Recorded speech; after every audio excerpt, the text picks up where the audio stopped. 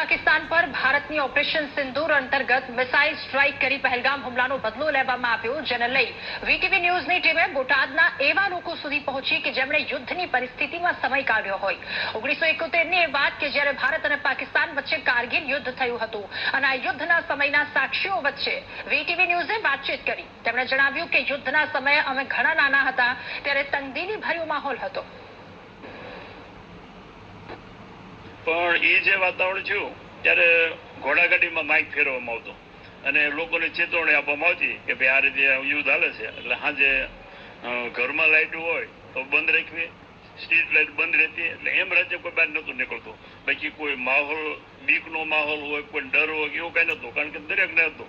અને એ વખતે છાપાનું ચલણ એ જ રહે, કારણ કે રેડિયો કોઈ પાસે હોય, ટીવી નહોતું અને મોબાઈલ નહોતો, યુગ નહોતો। તમારી ઉંમર કેટલી હતી? 20 વર્ષની। તંત્ર દ્વારા કેવી તૈયારી? તંત્ર દ્વારા એ વખતે તો રિક્ષાનો જમાનો હતો, ઘોડાગાડીઓમાં માઇક ફેરવવામાં આવતું।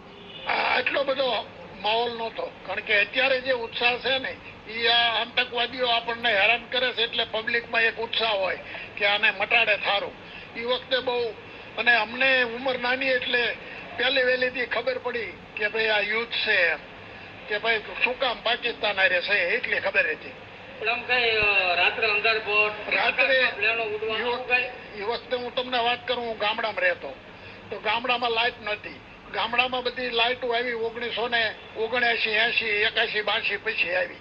ભારત પાકિસ્તાનનું યુદ્ધ થયું ત્યારે ગામડામાં લાઇટો નથી અને અમે નિશાળે ભણવા જઈએ તો અમારા મા બાપ ખેતીનું કામ કરતા હોય અને ખેતીનું કામ પડ્યું મૂકી અને યુદ્ધના સમાચાર જ્યારે મળ્યા ત્યારે છોકરાઓને નિશાળે તેડીને ઘરે લઈ જતા હતા। એમાં મને પણ તેડીને લઈ ગયેલા અને સાંજના 5 વાગ્યા બધાને જમાડી અને રૂમમાં પૂરી દેતા। અને હું જ્યારે હાવ નાનો હતો ત્યારે મારા મા બાપની સાથે એમની ભેગો લપાઈને સૂઈ ગયેલો। અત્યારે જે યુદ્ધ થઈ રહ્યું છે એ યુદ્ધ અને એ વખતના યુદ્ધમાં ઘણો બધો ફરક છે।